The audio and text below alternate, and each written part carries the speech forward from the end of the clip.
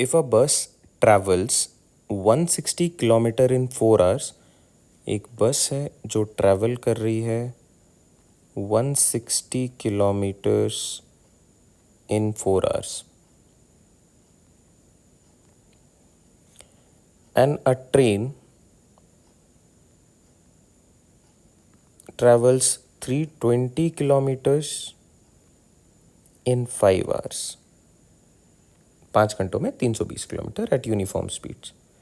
What is the ratio of the distance traveled by them in 1 hour? अच्छा, 1 घंटे में distance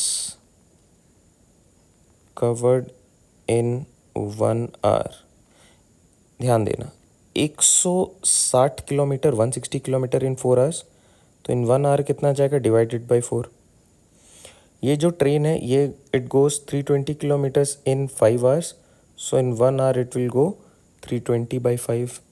अब इन दोनों के बीच में आपको रेशियो निकालना है, यही तो पूछा है, what is the ratio between the distance travelled by both of them.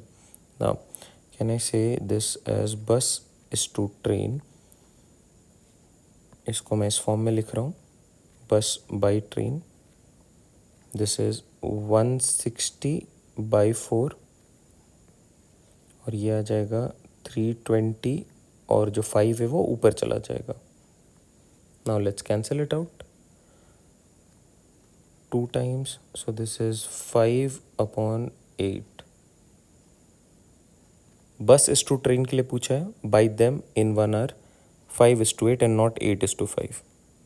देखो कभी भी अगर जिस फ्लो में आप क्वेश्चन को सॉल्व कर रहे हो, जैसे पहला डेटा बस का था, दूसरा डेटा ट्रेन का है, तो रेशियो में अगर कुछ और गिवन नहीं है कि रेशियो में अगर आपसे स्पेसिफिकली पूछ रहा है ट्रेन टू बस रेशियो, देन इट इज़ 8:5। आप देख पा रहे हो ट्रेन टू बस 8:5, लेकिन आपसे क्वेश्चन में कुछ ऐसा पूछ ही नहीं रहा है, आपको बस ये डेटा दिया और फिर पूछा ratio of the distances travelled bye them.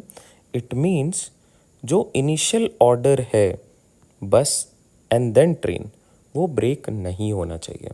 तो पहले आपने बस वाले को सॉल्व करा, फिर train, and the ratio that you get is 5:8। Option B is are correct fit. There is no confusion कि इसका आंसर 8:5 भी हो सकता है, नहीं होगा। ऑलराइट, चलो टेक केयर।